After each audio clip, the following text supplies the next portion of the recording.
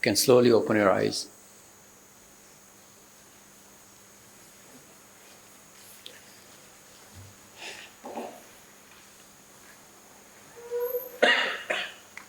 Let's go to the next part.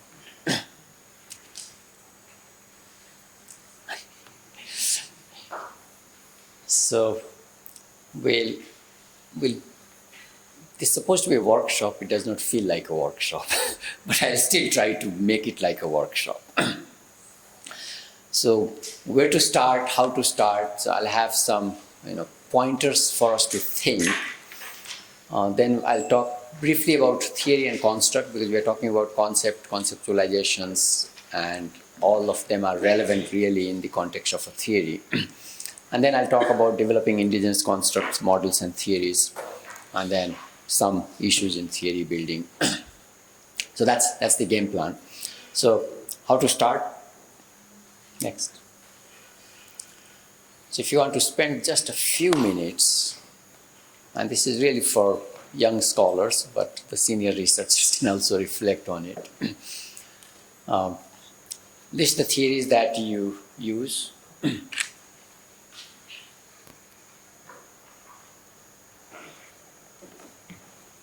No, stay there, yeah.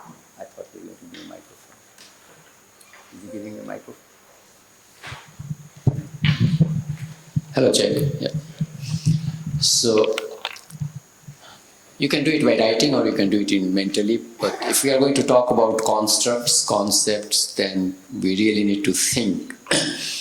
And I could have dived directly into an Indian construct that I have worked on and given you an approach about how I developed it.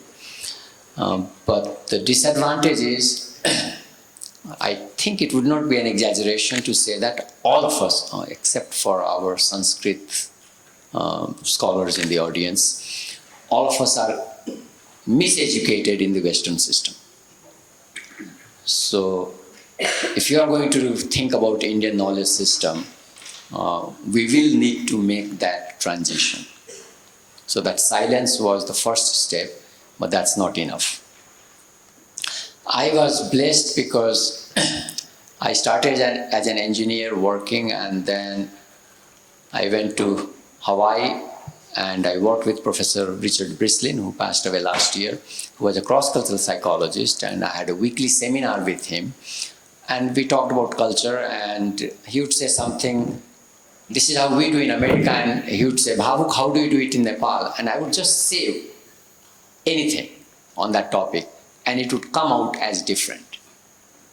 And so it was a wonderful experience to see how culture shapes behavior. Now, most of you don't have that privilege, don't have that advantage. So if you don't have that advantage, then we are trained in the universalistic knowledge system, which is Western. All knowledge is pure, but it is Western. The method is scientific or even in qualitative grounded theory, but that's still Western. So we have to make that transition. And so you have to start with and we can't throw the knowledge we have learned. So start with what you already know, and then we can make the transition. So reflect on them, how have they been developed, using qualitative or quantitative. And then the next thing becomes important. What are the assumptions of the theory? Most of us learn the theory and forget the assumption. And that's wonderful for practitioners, but for academics, it's absolutely critical to remember the assumptions. So this is one thing that I learned in graduate school, and I have kept it in my mind, and I'd like to share. And honestly, I was hoping for young scholars in the audience, but I have a lot of senior people, so part of my preaching you what you already know. What constructs are employed in the theory? So if we know the theory, and even if you think about in economics, I know there are a lot of people in economics and finance here. So, supply and demand is a construct. And then you have the whole theory of, what are the limitations of the theory? So it's very important to think about the limitations. And is the theory useful? In what context is the theory useful? So basically, these questions we usually think about and then we stop thinking about.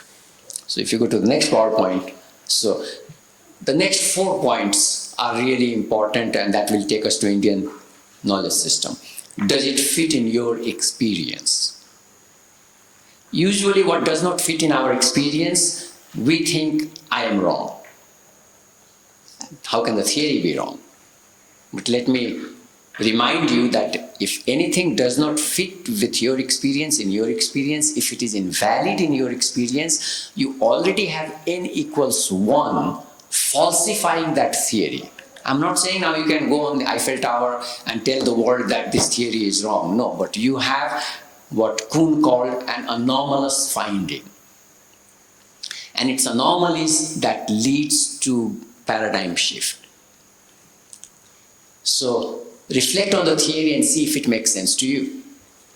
So anybody who is doing child psychology, and if you have children, then think about whether it works in your experience or not. If it does not, then I'm sorry, the theory does not work here.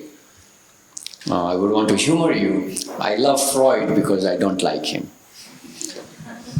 Because, even when I was growing up, I thought his theories were useless and baseless. So, but he was a genius. So he was at a dinner and he predicted that this countess would get divorced. And she got divorced within a month. So people went to him and asked, how did you know this? And he said, well, I have to do some drama here. She was taking her ring out and putting it on at the wedding reception. So now, I've been married for 42 years. I don't wear a ring. I wear it only to tell my American colleagues I'm married. I don't have a ring mark because I take it out when I go home because I'm with my wife. She knows I'm married and we don't have an issue. So Mr. Freud could not predict that I'll be married for 42 years and counting. His wedding ring idea doesn't work for me. This is cultural. If you can keep that in mind. So the purpose of this story was to just remind you how everything is culturally shaped. So Freudian theory was built in his context. Now if you'll allow me to go crazy, then I will say Marxian theory is similarly built on Marx's experience in Europe. With due respect to all the Marxists in the room, we did not have the system of serfdom in India, which they had in Europe.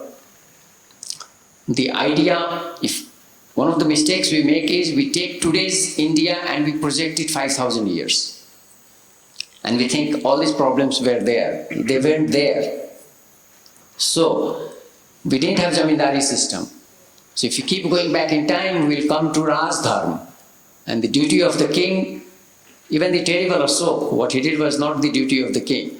Your duty is not to expand your kingdom. Your duty is to be Praja Rakshak, Praja Vatsav. You are the father of your people.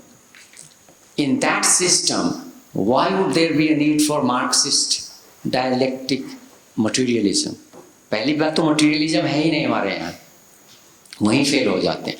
Point I am making is, if we don't think, then we will project. Yes, today we have problem with the way we treat our women in our society. I apologize to all the women in this room. Our system is messed up. But that is not cultural, that's all I'm saying. It is not cultural. Even if you think Manusmriti is a rotten text, it still has a wonderful wisdom. Yatra narestu pujyante, ramante tatra devata, yatritastu na pujyante, sarvas tatra falaha kriya. Everything fails in that house. Why would you have domestic violence? That's not a cultural idea. Something happened somewhere along the line. We are messed up. But don't say it's cultural. That's all my position is. So think culturally. What does not fit in your experience, Freud is wrong in my experience. He may be useful. With due respect, Professor Kakkar counsels a lot of people. It works. But he also adapts. He has shared with me that he uses Indian cultures to counsel people. So he does not only counsel the young woman, he counsels the whole family. He told me one incident.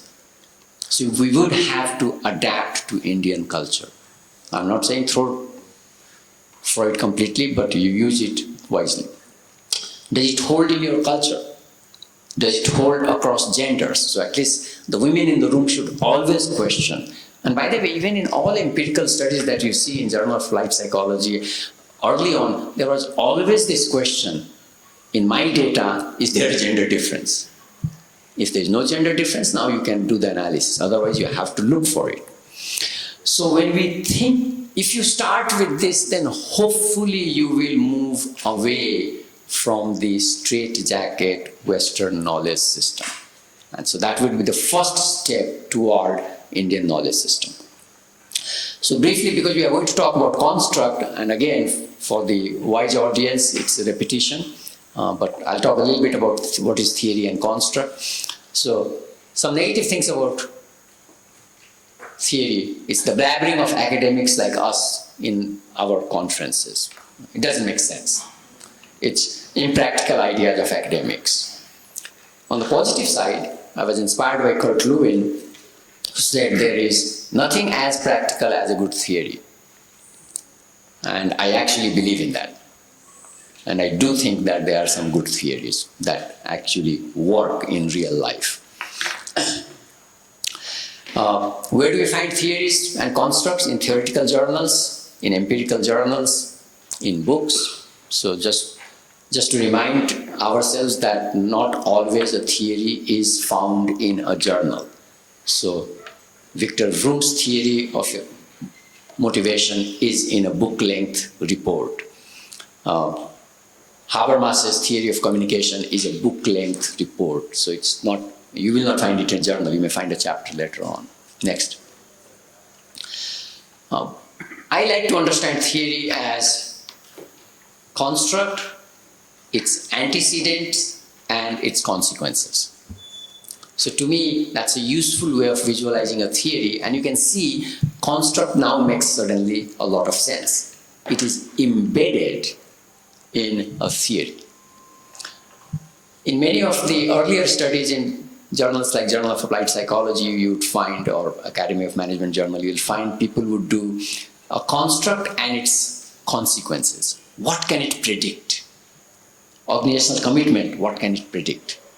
So that's a useful way to do research, and that's why constructs are useful. Job satisfaction. Can I predict absenteeism? That's how we study. If we know what causes that construct, so now you can see that's the causal relationship. And theory is usually about understanding causal relationships. So if we are talking about constructs, then we really need to keep theory in mind. It's not in a vacuum. It's not just a concept rolling around on a roller skate. It's grounded in a theoretical position, and it is trying to explain certain behaviors. Stay there. So construct definition is an important part of theory building, and empirically, when we do factor analysis, that's what we are pulling out. We are getting a construct. When we do discriminant analysis, we are differentiating what construct is and what is not. So when you think about what is knowledge, this is a reading glass, right? That's knowledge. This is not a microphone. That's also knowledge. This is a microphone, and this is not a reading glass. So what is and what is not, they both give us what knowledge is. So a good organization has good financial practices, generally accepted accounting principles they follow. If they don't follow it, then we know they have something wrong with it. We don't need a forensic accountant to do that. We can actually look at the books and figure it out. What the construct predicts is the consequence part of the theory, and what causes it. So what leads to that construct? That is the antecedent part of it. So theory is about abstraction, and therefore now we can see that construct is also about abstraction. And of course, in those of us who do psychological or micro research, we use the word latent variables. So constructs are latent variables. They are hidden. They are hidden behind us. we kind of make sense of it by looking at people's behavior. So we'll see that in the next one. Hold on. So construct conceptualization is measurement.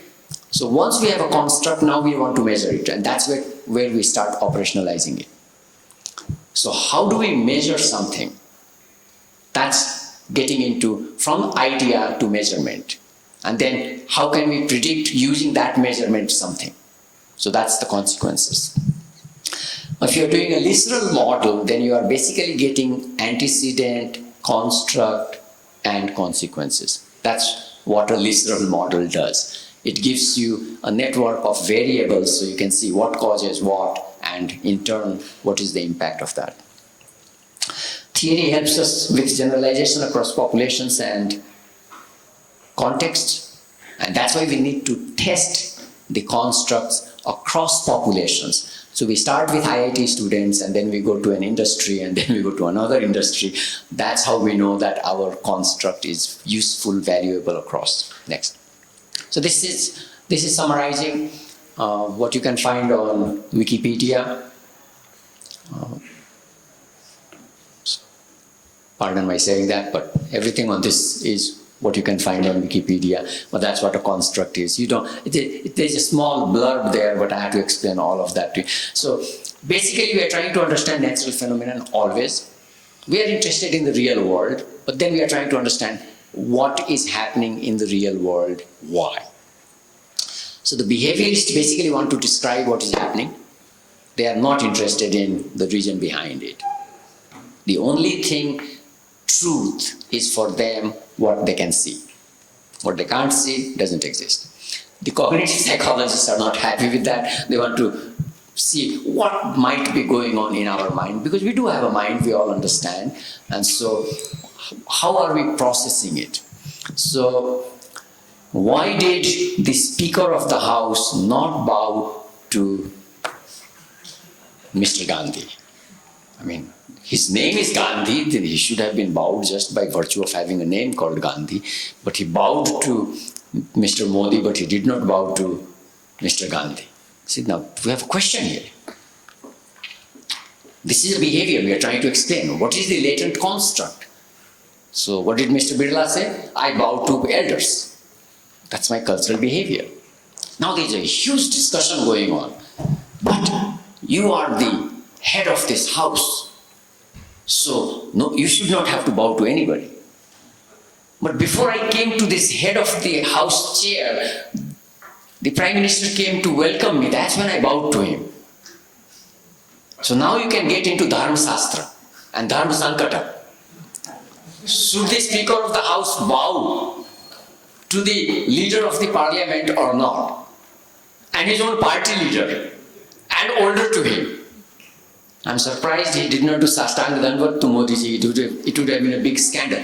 But there is a cultural message here that I want. That's why I'm bringing it to your attention. It's every day around us. It's cultural. It's deeply cultural. We have accepted a damned Westminster model that does not fit with our culture. That is the problem. Everybody else will say, you have to fit into this system. I can't do that. I cannot do that. I cannot fit in the system. You're telling me to just become somebody who I am not. How can I not bow to somebody who I respect? Darned with your Westminster model. So you will see there is this Nautanki of Bharatiyata going on all around us. Nautanki is not a cheap word, by the way. It's an art form. So don't make it. No. Nothing is cheap in this world, you know. From our wisdom tradition, everything is profound. It's just like how you see it. If you don't see it, it is not useful. So this is what we are trying to do. There is a real world phenomenon. Why did X do Y? And we are trying to understand the process. So the idea here is, I respect my elders. I show my respect by doing certain things. And now you can be happy about it, you can be unhappy about it. A Westerner will think that you are obsequious. Now, if you know that word, if you're touching somebody's feet, that is obsequious behavior. Not to us, we do that every day. So that's not obsequious behavior, that's normal behavior. But see, I was blessed that I got a cross-cultural training. I think about culture all the time. I'm a Sherlock Holmes of culture. I only see culture. You don't take culture out, nothing is interesting. And that's where Indian knowledge system is important. It's not coming from texts. So I'm going to steal one statement from tomorrow's keynote. Everything an Indian does is Indian, is Bharatiya. I'll elaborate on that tomorrow. But so that's theory and construct. It helps us understand behavior, but it is in our cultural context. Next. So how do we develop indigenous concepts? That's my marching order given to me by Ashish that I should share with you. So we can, now this, I don't have to dwell on this. Do keep in mind that we have a responsibility to the literature as academics. I cannot just throw the baby with the bathwater. What is interesting though is even in Western literature, we have the method that I'm following and we should be following. So, people like Galton and Allport and Obert, they used lexical analysis. The basic idea is, and to understand personality, you have to go and use English language for personality. Now, if you are going to study personality for India, what does that tell you? Just looking at that PowerPoint, give me an honest answer. If you want to understand personality in India, where will you start? Yes, any Indian language I would give you. But Sanskrit will be a good place. Start with Tamil. You have to start with an Indian language. This is where I are disadvantaged. We have global advantage, but we also have disadvantage because we are bilinguals, we are multilinguals. So we dream in English. Just like white folks, we dream in English. So the point is, if you are bilingual, those of you who are in neuroscience, I can tell you only n equals 1. I already know that my neurons are organized differently. That may also apply to you. You will need to reflect on it yourself. I'm waiting for cognitive scientists to do the experiment, but until then you have to believe me. So when you say knowledge, I was giving a workshop and I was talking about knowledge and epistemology and that whole thing. And then in the audience I had a dean, and she said, Gyan. And I said, now I don't think of knowledge. The moment I say Gyan, I have a different neurons fired. Shraddhavan lavate jnanam. I don't think about that when I think about knowledge. But that's how the neurons are organized in separate packets. Maybe the organizing packets, as the IT guys talk about, are different.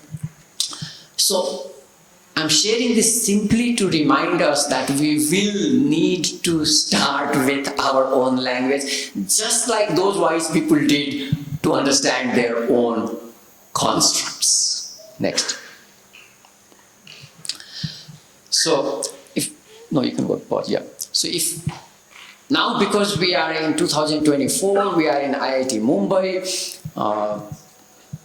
it's an institute of technology. I was amused to see the translation Tantra Gyan. I was actually amused. I went to IIT Kharagpur, I don't remember seeing that word there. So this must be a special invention for Mumbai.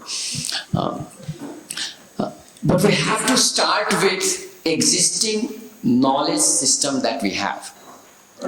Because we all got a degree in something, and so if you're doing social science, you studied Western knowledge. So if we start with an existing construct, next, then here is what we need to do. So we start with an English construct. Remember, if you have to. I will tell you how you don't have to do it, but most of you will actually have to start with this. Then find out its synonyms and antonyms in English. We are sticking to English for now, step 2. Then in step 3, translate all the words in your own language. So now you can see knowledge is not.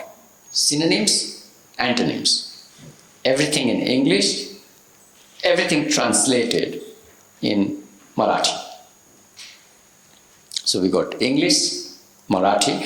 So I'm calling those equivalent pools. So these 2 pools of words are equivalent. This is the best we can do. Language has its limitation. We will talk about translation problems, even if you do background. But in this case, we got now at least a huge pool of words. So now you need to study all those words in your language. Where is it used? That's where you start. And so we'll come to that next step. So that will be the Indian knowledge system approach. But before you get there, if you start with leadership, some people would do one word translation of leadership and then take off from there. That doesn't work. So one of my students is working on leadership. He's from Saudi Arabia. So he had to do this process. So now, because you're doing PhD, you have to do more work. That's all PhD is. Torturous work. So he has to use the Webster dictionary, he has to use Oxford English dictionary, he has to use, then I remembered Roger's thesaurus, so I said add the thesaurus also. So he has to use 3 sources. So, but think about it, now he has got the pool of leaders, synonyms, antonyms, basically everything that is in English language. I don't think we missed anything. From there now he goes to Arabic translation. And then a lot of words fall out that don't make sense. Just like Freud. So it doesn't make sense, so it falls off. So whatever falls off, you still have to make a list. These words did not make sense in Arabic. But now you have a pool of words. So that basically becomes essay 1. Because you have now created equivalence. Then the poor guy had to go through the entire Quran Sharif. So for every word, now we have to go through the entire Shastra and see where it appears. Fortunately now search engines are available also for Quran Sharif. So then he gets all the verses, the ayats from the entire Quran Sharif, and then he has to analyze that. Where it is coming, in what context it is coming. And now you can see, those of you who are aware of grounded theory methodology, you start to distill themes. A lot of work, but at that point, so he's done this far, he's doing the analysis, so I can't tell you the story. In fact, I already have some preliminary findings. So once you do this, then now you have Arabic idea of leadership. What does leadership mean? And of course, I'm not using the words, I'm still using leadership, but he has now 27 words that describes leadership, and those words are reported in the text. I think I will let him graduate once that is done, but the idea was then to go to the hadiths, because then the hadiths give you example of how the Prophet translated those ideas in behavior. And since I did that for Lajja, and then when he came to work with me, we did another paper on Haya, and it really enriches your understanding of the construct. So this is how we start from the word, we create an equivalent pool, then we go to the text to find out what the construct is, what it means. Okay. So now we can talk about developing indigenous constructs or Indian constructs. So the first caution, the second bullet point is just an example. We can ignore that. It's from China. But the most important lesson you should take from here is if you start with Western theories, you will never come to Indian idea. Period. I'm making a bold statement. I can be criticized for that, but it's something you can test for yourself. I can give you a quick example, which will come back later also. So, people were working on handbook of shame. So I said, I will write on Lajja. And they were very happy that they'll get a cultural story. So think about it, we are basically tokens. So in diversity literature, we talk about tokenism. So the woman is a token. On every committee, there is one woman. Or a Dalit is a token. So, that's tokenism. So we are a token in Western literature. So basically, anytime I'm writing something interesting, I'm a token there. But that's okay, at least we are getting our voice. But when I proposed to write on Lajja, I already knew the shame and guilt culture from cross-cultural research. And just like Freud is nonsense, I already knew that was nonsense. But I hadn't gotten time to write about it. So now somebody is working on shame, handbook of shame, so this will be a good time. But why did I know that shame and guilt does not make sense? Because I study Bhagavad Gita and I study Durga Sapsati. And I already knew that Lajja is the name of Devi. And if you remember, Ya Devi Sarva Bhuteshu Lajja Rupena Samsita Namastasya Namastasya Namastasya. How can Lajja be negative? And Lajja is in everything. Sarva Bhuteshu, forget about bipeds, quadrupeds also. She is in everything. Even in this table she is there. So there's something about Lajja that is not shame. And so the shame-guilt divide does not make sense. Again, if you study Bhagavad Gita like I do, then you would notice that it is one of the 26 Daivik Sampada. How can it be negative? So I started from that position. So here I want to basically pause for you to become aware, just like I said, test everything in your experience. You are a resource. If you are going to do Indian knowledge system, please write down, I am a resource.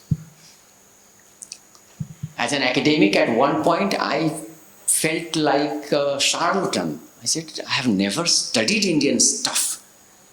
Do I qualify to write? I'm not kidding. I felt this is not right. So I made a list of things I have studied. So starting by reading. So I had read Valmiki Ramayana, I had read Mahabharata, I had read by then many times the Bhagavad Gita, I do Gurudrashtadhyay, so, and then I had read Niti Sloka. So I said, okay, I don't feel so bad. I probably got about 20 credits of college stuff on Indian knowledge system. Self-knowledge is allowed for researchers anyway, right? So you are a resource. And you can see how I am a resource. Because I study something, I know Lajja cannot be negative. So if you start with Western theories, you will never get to Indian ideas. If you start with Western constructs, you will never get to Indian ideas. Now sometimes it's tricky, even if you start with if you start with asha and hope, now that can be tricky. Because, remember we are multilinguals, and so there is, if you look at even some of our proverbs, again as a cultural researcher, so I'll give you an example. To kill two birds with one stone. Ek tir se do sikar. I am not sure it is an Indian proverb. I'm really not sure it's an Indian Hindi proverb. And it is not translated by people like you and me from to kill two birds with one stone. Because in Nepali I know, because I reflected on it, the proverb in Nepali is Kathmandu ko Pashupati ko jatra, Sidra ko vyapar. So why should you go to Kathmandu? You get two things.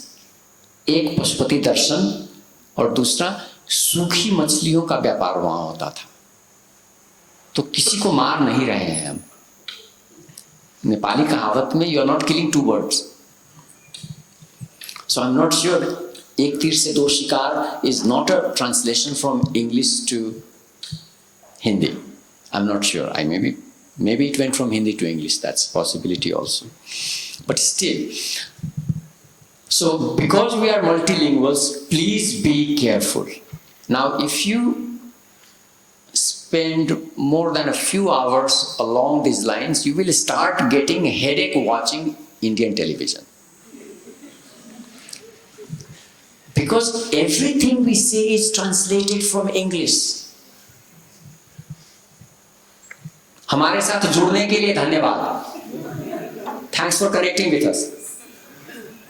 I would not say that. मेरी महफिल में आने के लिए शुक्रिया कह सकते हैं, मेरे आंगन में आने के लिए धन्यवाद कह सकते हैं. What is this connection business? Language change. But this is, we are multilinguals, not bilinguals. All Indians are multilinguals. So we will constantly keep this translation business. It's ingrained. And then people will say, and so we talk about the non-translatables. So only yesterday I was having this, WhatsApp discussion with somebody, and somebody said, a New Zealander told her that you have a very transactional relationship with your God. And she was convinced. हम मंदिर में जाते हैं, कुछ देर चढ़ाना चढ़ाते हैं, कुछ मांगते हैं.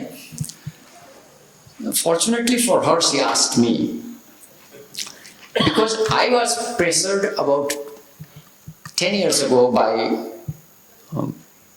a person probably of my age or little older, and he said, Professor Bhawuk, you think you study culture, is corruption ingrained in our culture because we go to temple with this business? I said, I don't know, let me think about it. So I actually thought about it and I had no answer. And I kept thinking about it and I had no answer. And then I used to go to Mangal Aarti to ISKCON temple in Hawaii every day. And we have a big Ganesh there. And one day I walked and Ganesh gave me the answer. And I was very grateful. So I sent message to 6 of my friends in India and everywhere कि गणेश जी को जाकर लड्डू चढ़ा दो मेरे नाम पर. He solved my problem. So the solution is Bhagavad Gita 3.11, I think, where Sri Krishna says, you offer to the devas and the devas give you the gift. So it is Parasparam Sambhav. So that's our cultural root. Now, if you think in English, it will not work because you are using the word God for devas. We don't have gods. I'm sorry, we don't have gods. We have devatas, we have devis, we have Don't translate in God because in God it will not make sense. In English, God means something else. So that does not work for us. So this person is still having a difficulty, and fortunately we had started talking about how these things don't translate. So I said, see, this is an example. If you use God, you will never understand this parasparta and how you nurture each other. So there is no corruption in India, and historically you can go and check. East India Company taught us corruption. They actually taught corruption also to the British.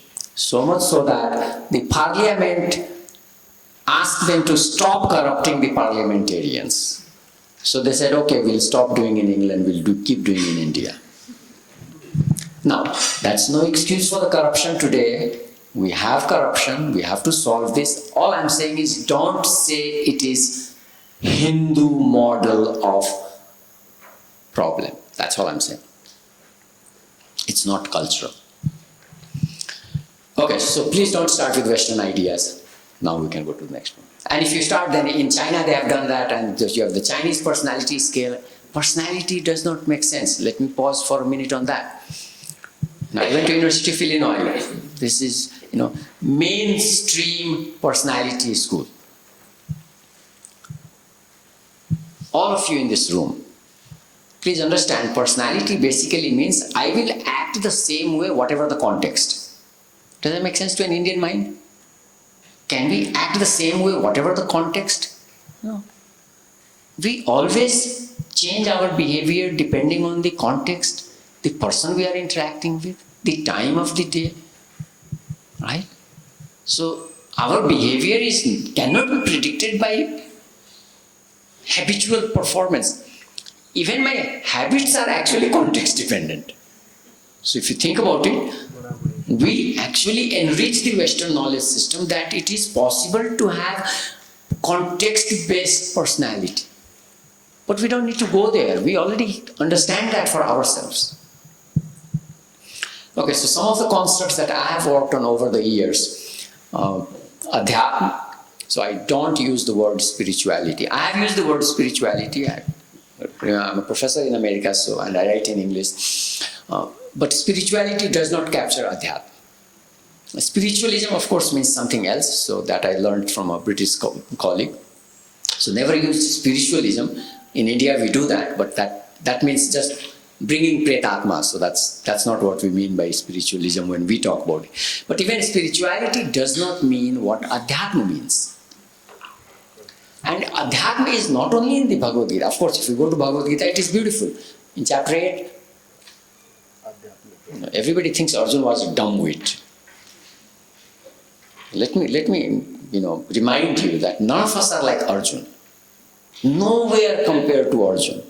For heaven's sake, stop criticizing Arjuna. Can any of us really look at the decoy and see only the eye? Okay, that should tell us that, okay, we are not Arjunas. So, all these great speakers, they talk about Arjuna like he was a dumbwit. He was not. On that note, let me also tell you that as an academic, we are all grateful to Arjuna because he gave us the word Sthit Prajna. It is not Krishna who gave that word. Sthit Prajna se ka bhasha. He asks the question. So, academically, we got to give cite Arjuna for that construct. He gave us that construct. In chapter 8, he asks, what is Adhyatma? There's a question. And of course, Krishna answers in one word. So now you can see, we are the dumbwits. Now we need 15 commentaries to understand that one word. But Arjuna understood it just in one word. One question, what is Adhyatma? And he gave him an answer, and that's it. And they moved on, In fact, in 2 slokas, 8 questions are asked and answered. So the point is, so what I'm getting at is these constructs. Okay, now we are agreeing about, we don't need to think about what is a construct, right? We have gone into that. So these constructs have depth for you and me, not for the foreigners. Adhyatma can be translated in one word, and then if you read the commentary of Avinav Gupta, I still don't understand it. He makes it so simple that I can't understand it. But this is the point. Adhyatma is not a simple thing, but we still understand it. So there is what I'm calling it's an indigenous thick description. To understand Adhyatma, we may have to now spend some time, some discourse, study, and figure out what this is. And that's what we are in the business of. What is a construct? So I'll give you an example of why Adhyatma is important. In common parlance, an Adhyatmic person is also a Dharmic person. this is not a religious person. I mean, I don't make that mistake now, but I also used to make that mistake. So never translate dharmic person as a religious person. It does not make sense. Because I'll give you an example of who a dharmic person is. So one of my good friends, his father is in, so he's from Rajasthan. They are business people, and they have sales of construction, iron, steel materials. His son, his brother, who is a chartered accountant, still working for the same person all life, they were buying a factory, an old factory, to kind of, rebuild and then start the business. And they had made a deal. So when he realized, the owner, that your father is from that area, so he said, can you request your father to go and check if the equipments are functioning? So because I'm talking about my friend's father, I'll refer to him as Pitaji. So Pitaji went to that factory, he checked. Now the seller said, Goel Sahab, आप आए हैं तो 10 लाख में बात हुई थी, अब हम 7 लाख लेंगे. So Goel Sahab said, okay. So he called his son, said, बेटा इक्विपमेंट ठीक है, वो सिर्फ 7 लाख लेंगे. So he went and told his boss, father checked, property is good, but we only have to pay 7 lakh. Now, he's also an Indian businessman. His mind went into a tailspin. कहता भाई गोयल साहब 3 lakh pocket में रख लेते, मुझे क्यों दे रहे हैं? So he said, I want to go and meet your father. So now it is no longer about business only. Now he wants to meet the person. So he came and he said, Goyal साहब, मैं तो 10 लाख में खुश हूँ, आप 3 लाख रख लेते. तो पिताजी said, सभी चीज व्यापार नहीं है. ये मैंने व्यापार के लिए नहीं किया. मेरे बेटे ने कहा, जो डील है मैंने बेटे को बता दिया. So he's further impressed. So he said, आप तो यही बेचते हैं, आप हमारे सामान क्यों नहीं बेचते हैं? So Pitaji was really blunt. So anybody who thinks Indians and Marwadi business people are not blunt, wrong. He said, आपका तौल कम रहता है. So this guy is now like, holy, what is happening? But he understood that basically his distributor is cheating. तो अगर आप 1 quintal खरीद रहे हैं तो आपको 1 क्विंटल नहीं, 1000 kg नहीं मिल रहा है, 900 ग्राम मिल रहा है, so किलोग्राम मिल रहा है, so they cheating somewhere. So he understood it, but he held on to my friend's brother for life. Of course, he's qualified chartered accountant, but he would not let him go. जिसका बाप इतना ईमानदार है, उसका बेटा कितना ईमानदार होगा, जरूर ईमानदार होगा. Point I'm trying to make is adhyatmic, dharmic person. Now I have a story to tell you. Not all dharmic people are like this. But if you are aware of Indian culture, and if you have seen it in villages, तो village में नहीं, आप regular शहर में भी, I think you'll get to see it. Usually the shopkeeper will not give you like, आपका सामान का पल रहा है तो ये ऊपर नहीं रहेगा, थोड़ा नीचे रहेगा. बराबर हो गया तो ठीक है, नहीं तो ऊपर नहीं हो सकता है. This is the dharma of तुला धर्म. And there are people, Nepal में एक टाइटल है, फैमिली नेम है तुलाधर. आज भी वो तुलाधर हैं क्योंकि वो तुलाधर होते थे. तो जो भी व्यापारी है उसका भी धर्म है. तो अध्यात्म सिर्फ, I don't like that word mysticism, nonsense. भाई आपको समझ में नहीं आती है, आप उसको मिस्टिक कहते हैं. नीम करोली बाबा के लिए वो कोई मिस्टिसिज्म नहीं था, हनुमान जी साक्षात थे उनके लिए. It's your problem. अगर वो आपका LSD खा गए तो ये आपका प्रॉब्लम, उनको नशा नहीं हुआ। आपको कृपालू जी महाराज को बेचारे डॉक्टर दे रहे थे सर्जरी के लिए, एनेस्थीसिया लग ही नहीं रहा था उनको, तो उन्होंने कहा कितना देर तुमको चाहिए, तो 2 घंटा लगेगा। ठीक है, 2 घंटे के लिए वो सो गए। एनेस्थीसिया नहीं का ना। This you can say it's mysticism, you can say this is gossip. I mean, from this pulpit I'm sharing stories that are superstition. Be my guest.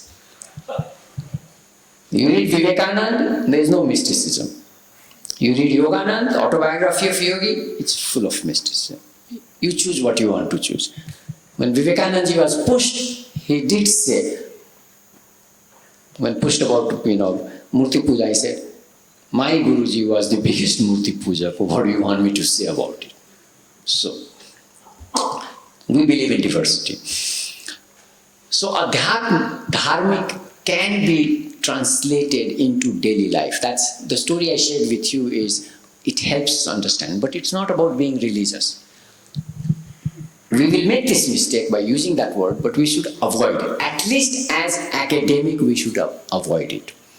So at this point, I should bring another point that I usually say up front. It is not that Vivekananda ji did not know Manas is not mind. It is not that Yogananda ji did not know Manas is not mind. It is not that Sadhguru does not know, he may not know, that Manas is not mind. The reason I said that, because he takes pride in saying, I have not studied anything. I mean, that is not doing service to the Shastra. Because if you study the Charita of Ramana Maharshi or Ramakrishna Dev, they never had to say. What they said was, मैंने तो कुछ नहीं पढ़ा है, लेकिन लोग आते हैं, सुनाते हैं, उनकी समझ में वो जो भी सुनते हैं समझ जाते हैं. So Ramana Maharshi never had to read any. In fact, he said that I think I must have studied all in my past life. I did not have to read anything. I have no need to read. But he did not say in a flamboyant way that I don't need to read or something. So my apology. So what was I talking about? Yes, thank you. I sometimes tell my audience, you have to fall, because I will go so deep in my stories that just like Yoga Vasist, I will not know where I started. So you will have to remind me where I started. So it's not that Swami Vivekananda, Yogananda ji and Sadhguru and all, they don't know Manas is not mind. But we are academics. It's our moral responsibility to differentiate these words. So let me just share with you. In the West, even today, we have the discussion, debate, unresolved issue about thinking and feeling. And when we went to neuroscience, we found thinking and feeling different parts of the brain. So it's still unresolved in the Western worldview. लेकिन for us it's resolved. जो सोचता है, जो feel करता है, जो संकल्प करता है, वो सब मन है. इतना इम्पोर्टेंट है कि यजुर्वेद में 6 मंत्र हैं. तन्मे मनः शिव संकल्पमस्तु, जो कि आर्य समाज में रेगुलर पाठ में यूज होता है, जो कि रुद्र अष्टाध्यायी में, at least in the north India tradition, is the second chapter of the Rudra Ashtadhyayi, where we are doing the Shiva Sankalp. So Manas is, and we know Manas is a yantra. Manas is responsible for thinking, feeling and Sankalp, behavioral intention. So for us, all these 3 are in one place. So now you can say, but how do you integrate that with the Western knowledge system? Fortunately for us, the TM guys have done a good work. So people who do transcendental meditation, I think it will happen with any meditation, but in their sampradaya, they are very big about their method is the best. For them, it is the best. So when you meditate, then there is whole brain synchronization. So the thinking brain and feeling brain is integrated. So just using that neurological finding, I am proposing that it is possible to have one instrument that can think and feel and do sankalp. Just a proposition. I don't know how you'll test it. So we as academic have a responsibility to not to use mind. Manas is not mind. Buddhi is not intellect. Buddhi is not superego of Freud. Buddhi is buddhi. In my workshop once I tried, I can try that now also, but in every Indian language, buddhi is buddhi. Isn't that wonderful? Whoever thinks that India is not one, it's interesting, it is one. Atman is Atman, Manas is Manas, Buddhi is Buddhi, that's pretty good. We got some good constructs, folks. We can study them. We have kind of unanimity there.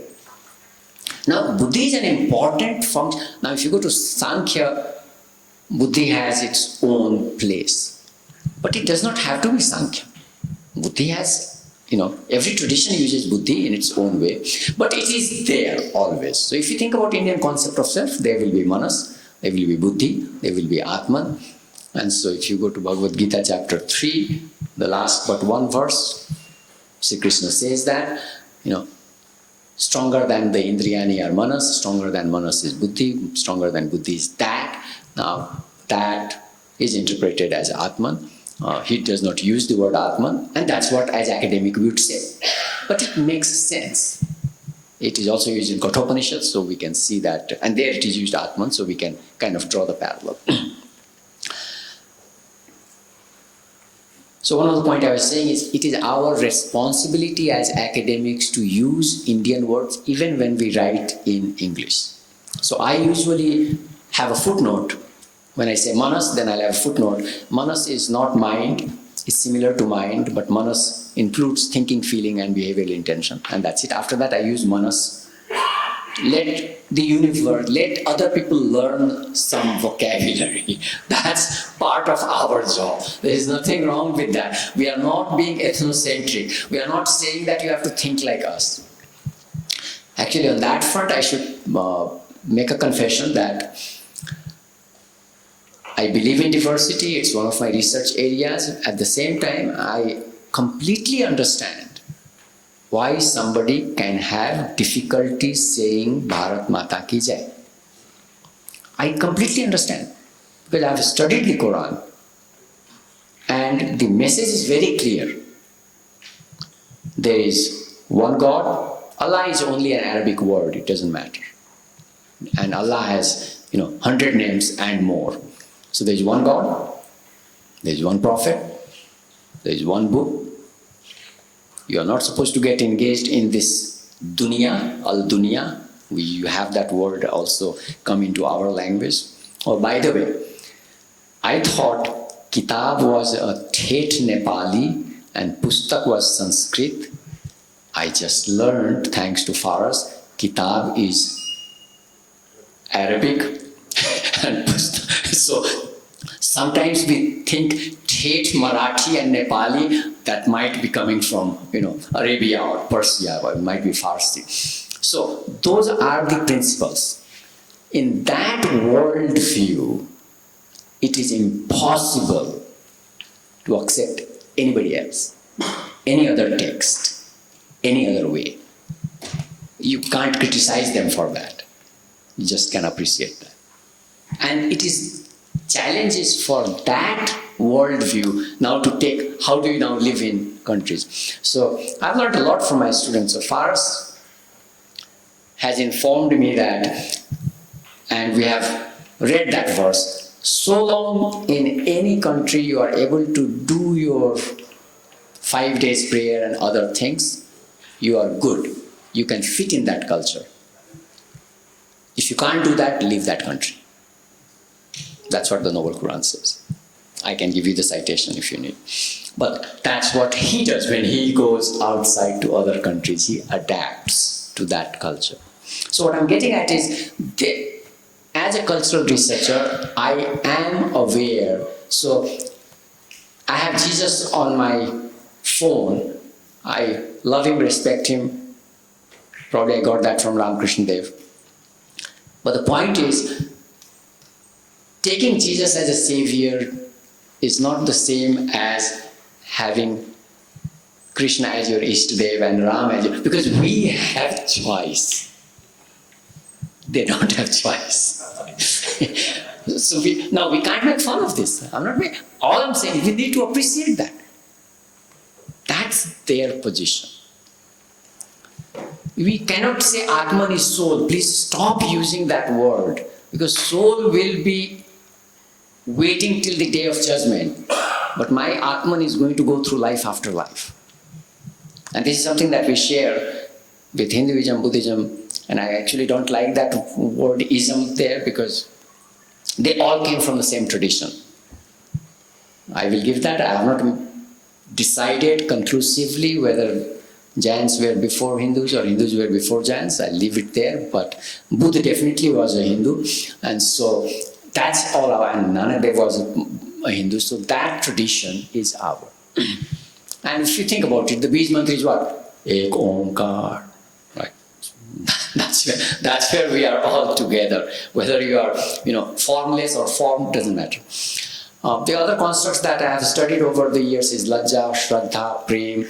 And the reason I'm putting down there is not to, kind of say what I have done, but that these common words are not to be thought that, we can't study them as construct. That's what I'm trying to say. Even something like Prem, and the reason I studied Prem was not from Bhagavad Gita, but from Kabir Das. And everybody talks about Dhai Aakhar Prem Ka Padhe So Pandit Hoye. This is basically putting down Pandits.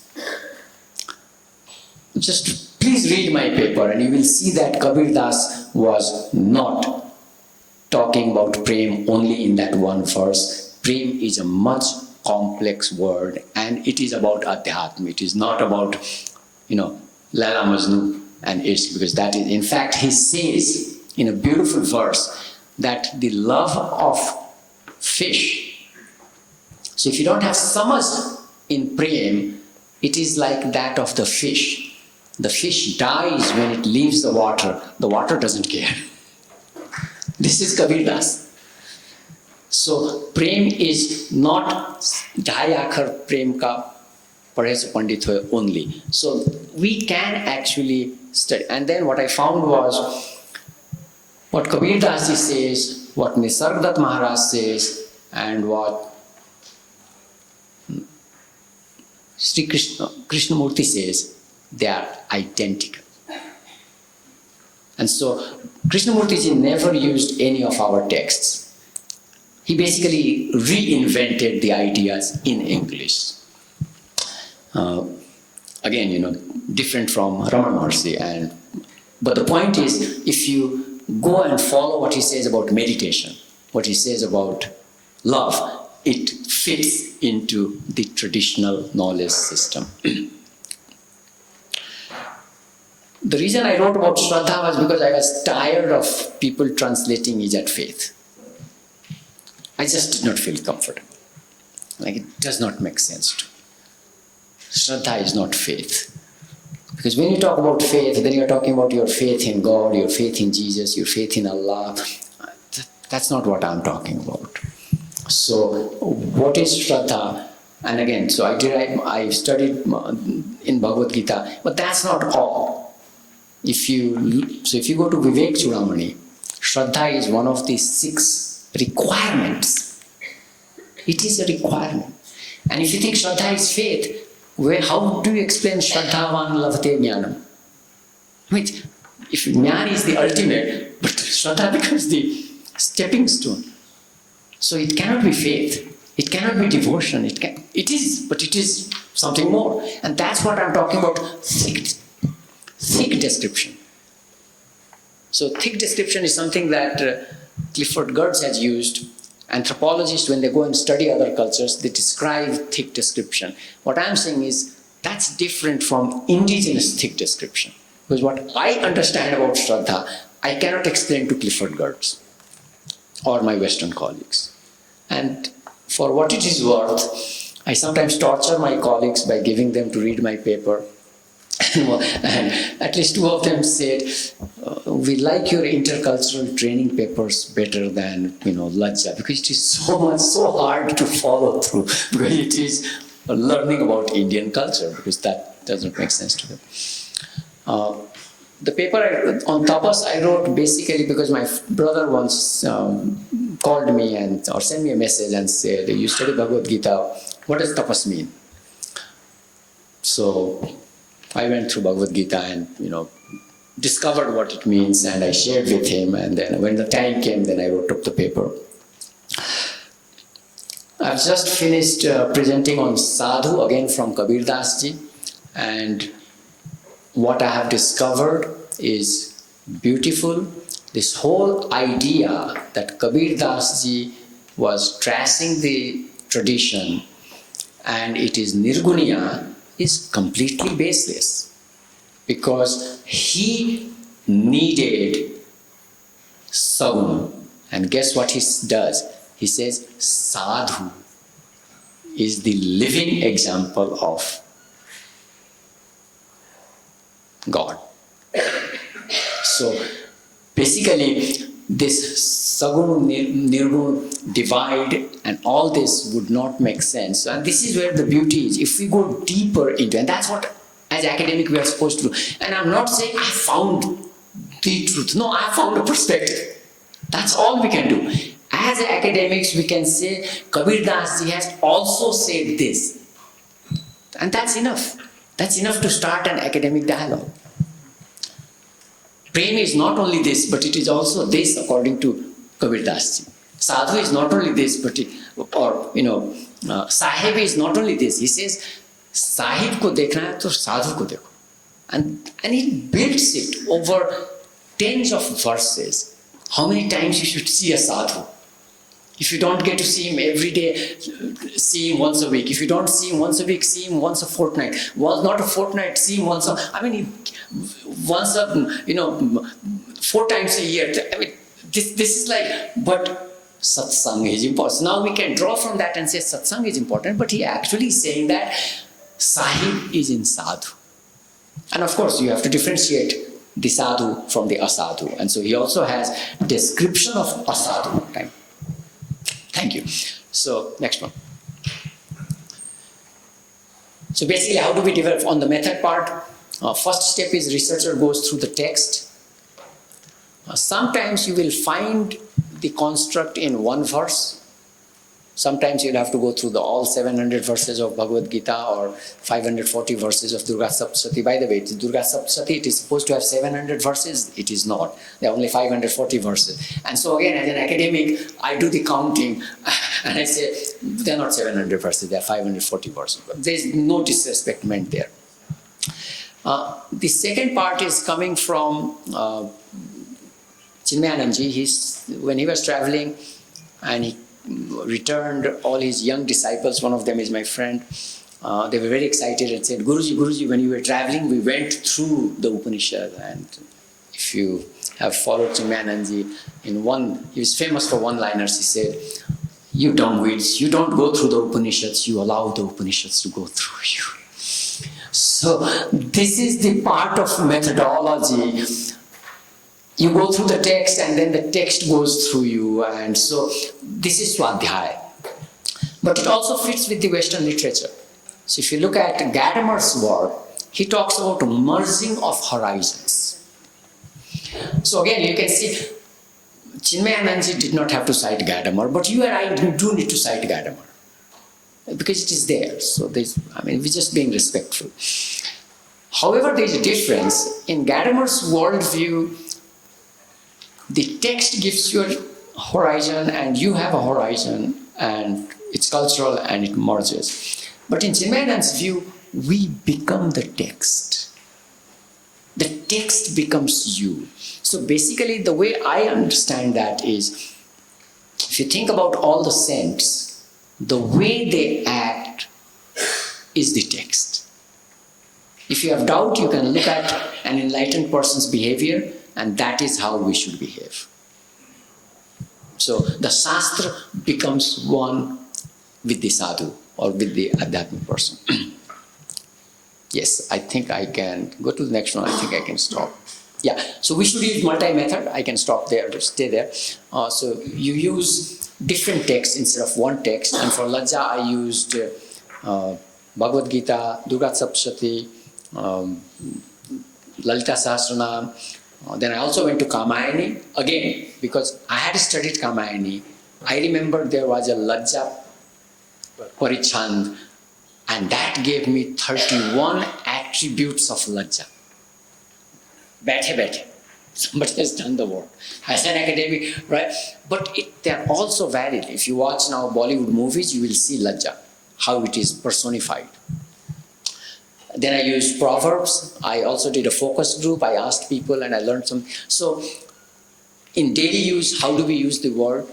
So I've now written 4 or 5 papers on Lajja, but in the most recent one, I finally went back and looked at all the English words, and it's fascinating in English. If you start with shame and then you come to Hindi, all the words are negative, they're not positive. So it does not capture Lajja at all. So you get basically Nirlaj and the like. You don't get Lajja.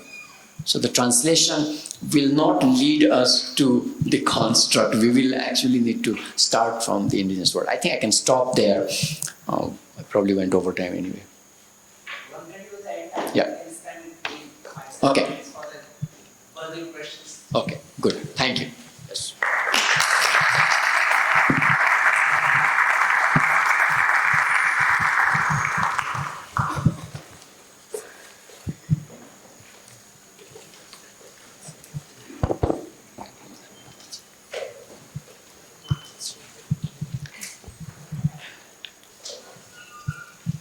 For Western journals, reviews, there is a lot of complexity in the Indian context.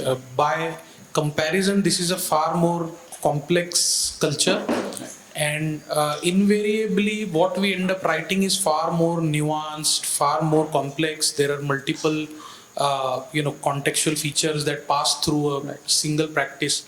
And in our experience, this is not to judge anybody to say that they're stupid, but this is more from our experience that people find it difficult to engage in a complex, nuanced conversation. And there is a very big push towards simplifying something, making something unidimensional, whereas certain experiences are inherently multidimensional here. So in your experience, how have you managed to balance this? Because like you're saying that your colleagues find it difficult to read. So this is a problem that comes across multiple areas of work, even if it's not core IKS work. So I'm just curious what your thoughts are. So in a way, it becomes a publication strategy. So I have 3 streams of research. So Indian knowledge system is one. I was not born with that. I was trained as a cross-cultural psychologist and researcher. My interest was in intercultural training and diversity in the workplace. So one approach is probably to, give what the Romans want to the Romans and give what, God wants to God. That would be one approach.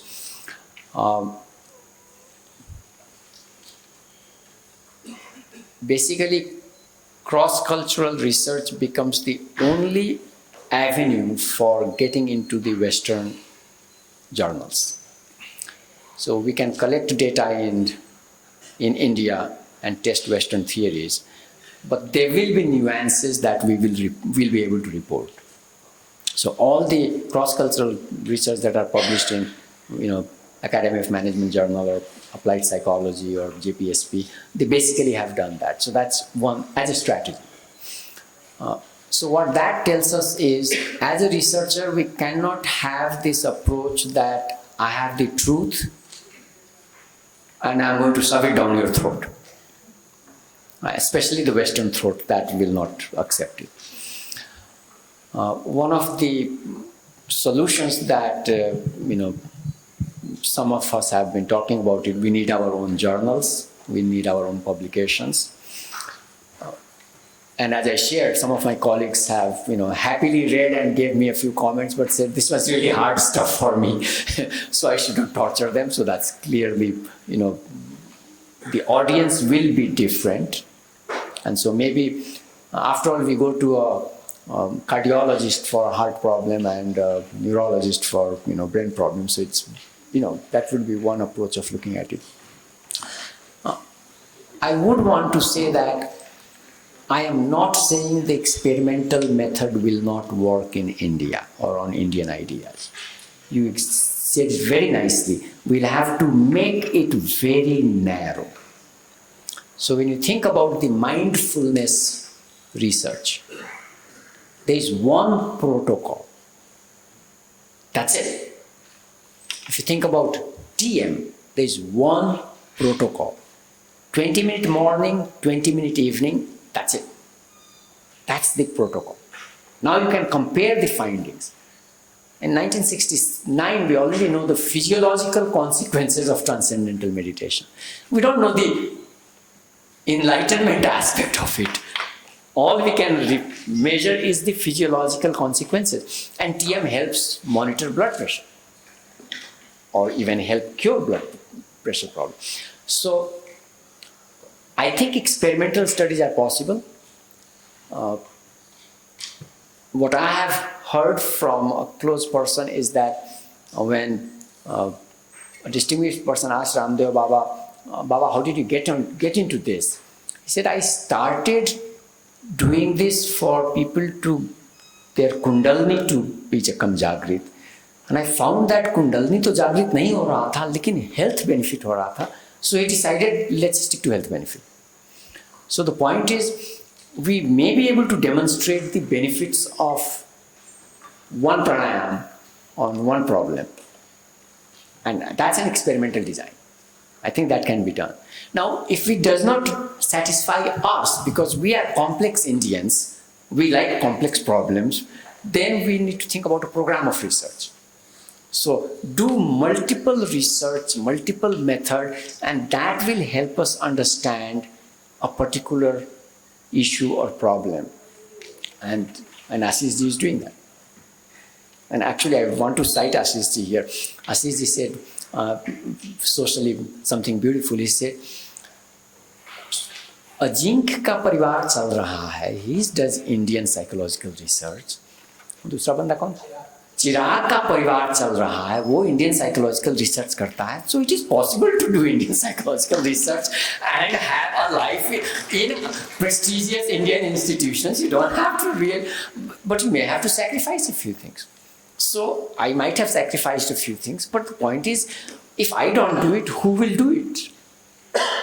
And if not now, I'm 67, well, I've been doing it for 25 years. So the point is, we have to make those decisions. But I think the program of research is an approach.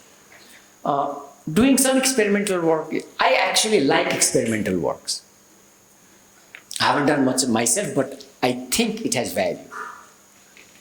And it can be done. So if TM can do, if mindfulness research can be done, if Ashish Ji can do with yoga, it can be done. It's a question of basically having a narrow protocol and implementing. Yes, sir. So my question to you is like this. While I appreciate that what you have experienced and shared with us will increase the prowess of researchers in the area of Indian management, at the same time stepping back to what a teacher of management is to do, which is to teach management, and management has been taught. So while this helps in obviously articulating it in modern, terms that are there, what in your opinion would be a very traditional method, because after all management has been followed in India over all these centuries, and they did not have the constructional methodology that we are now looking at. So is a Shravana Manana Nididhyasam a good methodology, traditional, with its own pluses and minuses. I would like to have your opinion, because this is modern and yet the teaching is not dependent on this. This is, I hope my question is clear. Yeah. I actually already agree with you. I have written about Sravana Manana Nidhyasana as part of a creativity tool, and it is also used, it was also recommended by Confucius. Everybody criticizes Indian and Chinese education policy as a rote learning. I would want to present cognitive psychological evidence that all learning, and this is John Anderson's work, he's at Carnegie Mellon, all expertise development goes through declarative knowledge, procedural knowledge, and then automaticity, which comes through practice. So the point is, unless we know, now I know my ABC, I cannot coin words. If I don't know words, I can't do sentences. So this is the way, and so I have not felt any disadvantage because of my Indian education. And my father told me, Beta, read the text so many times that that language becomes yours. So much so that I don't know English grammar, but I know English language. I don't make mistakes. Yeah, so I'm agreeing with you. Sravana Manana Nidhyasana is a wonderful method. It not only works for Adhyatmik Swadhyay, it also works in the real world, because Sravana, and ours is a sophisticated language. So Sravana, we are using one sense to symbolize all five. So we draw information from all senses, and then we have to reflect. Now, if you think about Kolb's learning model, everybody who teaches organizational behavior, reflection. That's what Manana is. Unless you reflect, no people's skill can be learned without reflection. No self-knowledge, social self-knowledge. What kind of person I am? Think about the Johari window. It's about reflection. What I know, what you know about me. So that will not come unless we have this transaction. And so it is a powerful method. Sometimes we just take it for granted. Sometimes we think it is for this domain, not for this domain. But that is not true. We never categorized knowledge by domain. We always thought knowledge would work in other domains. You just have to try it. So thank you for pointing out, because now we all, yes, we can use the Sravana Manana Nidhyasana in our class. You can start your first day lecture in OB by Sravana Manana Nidhyasana. It should work. And everybody will relate to it because it makes sense to them. Sir, I'm Guru Raj Punekar from NITK. You are talking about 3:11 in context of corruption in prayer. Corruption in prayer is Bhagavad Gita. So, but there is one more. I just want you to throw light on. There is Artho, Surartho, Jidnyasi, and Jnani. That's also prayer. You please throw some light on that. This, once we become professor, we get to do this. So this is really for the Swamijis, but I have reflected on it. For the longest time, I was arrogant, and I thought art was a lower person. Jnani was the super person, and one who is in pain. But upon much reflection, there is actually no difference. A devotee is devotee. And if we are calling Krishna, it doesn't matter why we are calling it. Technically, even saying Krishna once should have changed my life, and probably it has changed my life. And for everybody who heard that word in this room, probably your life is changed. If you believe in non-linear world, then it does. But the point is, our prarabdha is so dense, so deep that it is going to take. It's almost like, okay, we put one drop of positive. It's a huge drop when it goes in, but still it's going to take time. So I don't know if I got your question right, but I think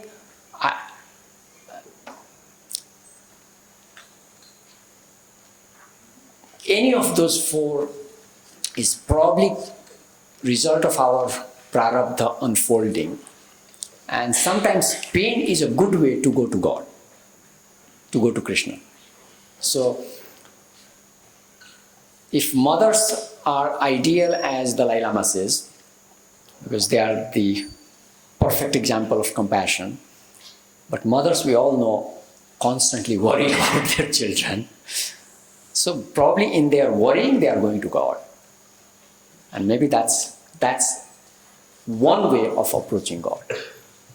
As parents, we are constantly approaching for the well-being of our children, and so that at least we are connected with Krishna. If I missed your question, I'm sorry. Correct. Like, I mean, Kunti's prayers. Maybe. Kunti's prayers? Yeah. I mean, she says that give us this problem, because when we are in problem, we remember you. Of course, she says that, famously says that, yes.